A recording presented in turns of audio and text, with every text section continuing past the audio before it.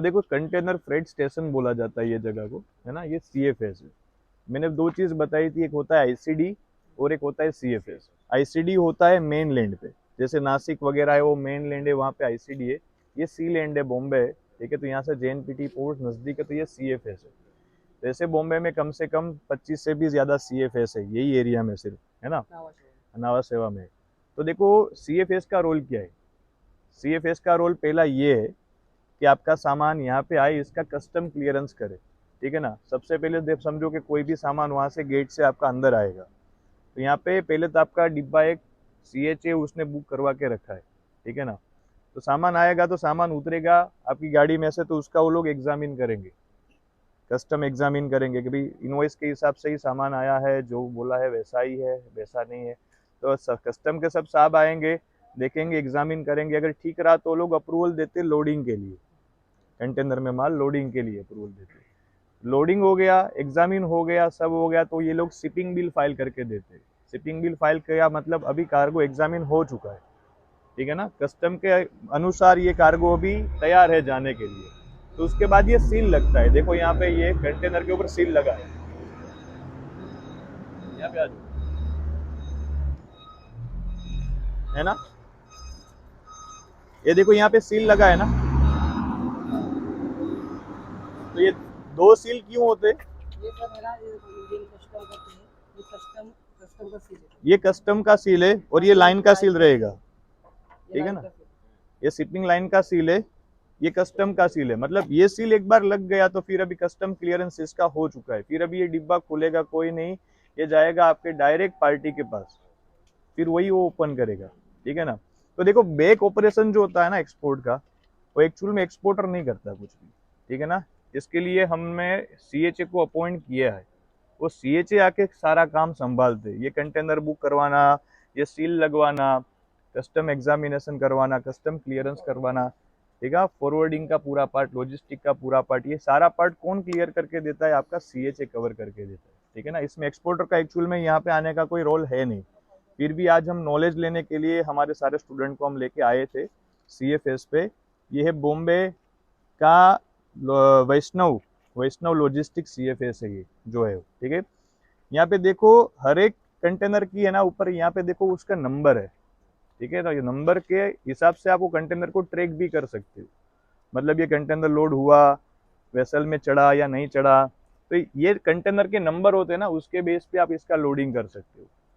ये जो कंटेनर है ना, ये 40 फीट है, ठीक है ना।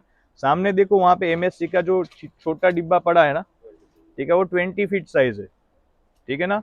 ये जो है 40 फीट साइज है। और हर एक कंटेनर के पीछे देखो यहाँ पे उसका कैपेसिटी लिखा हुआ होता है, ठीक है ना, कि ये कंटेनर में पेलोड कैपेसिटी कितना है। देखो मैक्स टू मैक्स आप कितना इसमें लोड कर सकते हो, ठीक है ना। इसका ये मैक्सिमम लोड कैपेसिटी है। उसी के साथ इसका देखो टेयर रेट रहता है, वजन रहता है, नेट रहता है, मतलब नेट आप इतना ही लोड कर सकते हो, ठीक है ना।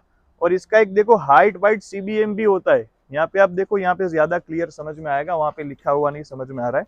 यहाँ पे देखो पे लोड कैपेसिटी मतलब क्यूबिक भी दिखाई दे रहा है, कितने क्यूबिक का इसका हाइट है, इसकी लंबाई चौड़ाई कितनी है, ठीक है ना। इस हिसाब से आप प्लान करके अपना कंटेनर स्टफ कर सकते हो, राइट।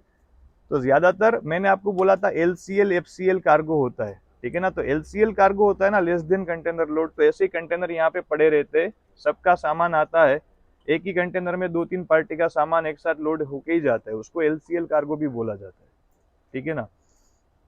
तो इस तरह से यहाँ पे पूरा CFS पे एक्सपोर्ट का काम चलता है। यहाँ पे कस्टम क्लियरेंस होता है, कस्टम एग्जामिनेशन होता है, कस्टम के अधिकारी आके यहाँ पे आपके कंटेनर का सील लगाते हैं। एक सील लाइन का होता है, एक सील कस्टम का रहता है, ठीक है ना। इसी के साथ आपके इनवॉइस, पैकिंग लिस्ट, ये दो डॉक्यूमेंट आप CHA को दे दोगे ना, उसी के बेस पे ये लोग सारा फाइलिंग करते हैं, है ना। आप ये शिपिंग बिल भी फाइल पैकिंग लिस्ट के हिसाब से ही करते हो, इनवॉइस के हिसाब से ही करते हो। फिर उसके अलावा भी ड्यूरिंग द एक्सपोर्ट जो डॉक्यूमेंट लगता है, समझो कोई फ्रूट वेजिटेबल का आइटम है तो फाइटोसैनिटरीज लगेगा, ठीक है।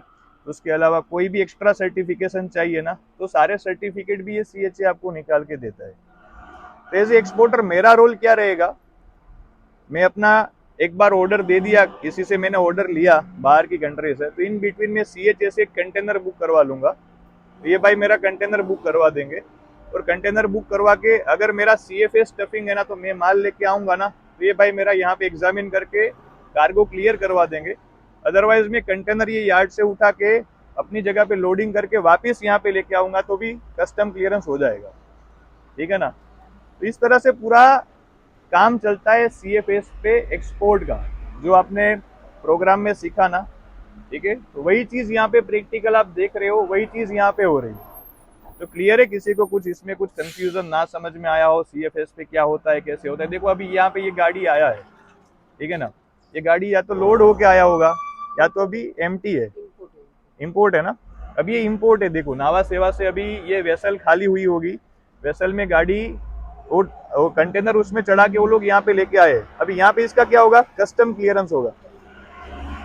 एक्सपोर्ट अगर आप करते हो तो भी CFS से कस्टम क्लियरेंस होके माल जाता है। और ये इंपोर्ट है, देखो ये कंटेनर अभी बाहर की कोई भी कंट्री से आया होगा, तो जो भी इसका एक इंपोर्टर है ना वो डायरेक्ट इसको भी नहीं ले सकता सबसे पहले। तो अभी तो देखो सबसे पहले कंटेनर CFS में आया है, वो लोग अभी एग्जामिन करेंगे, इसको चेक करेंगे, इसके सारे टैक्सेस ड्यूज उसको भरने हैं, इंपोर्ट ड्यूटी भरनी है। पर सब अगर सही रहेगा तो बिल ऑफ एंट्री ये लोग फाइल कर देंगे। बिल ऑफ एंट्री फाइल करने के बाद अगर सब सही है तो फिर वो आदमी उसको लेके जा सकता है, जो इसका अभी ओनर है, इंपोर्टर है, वो लेके बाद में जा सकता है। इस तरह से इंपोर्ट का और एक्सपोर्ट का सब जो काम है वो CFS में इस तरह से रहता है।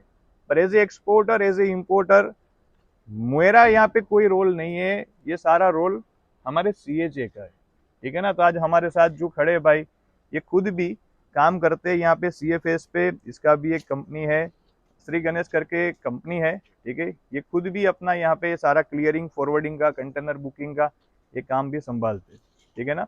तो किसी को कुछ भी नॉलेज चाहिए तो आप 1 by 1 क्वेश्चन भी पूछ सकते हो। अदरवाइज मैंने तो आपको ये 2-3 दिन वही आपको मैं बार बार सिखा रहा हूँ, समझा रहा हूँ कि कैसे होता है काम, क्या हो रहा है, कैसे हो रहा है। आपने वही सीखा है, वही चीज आप यहाँ पे वापस देख रहे हो, ठीक है ना। Okay, thank you.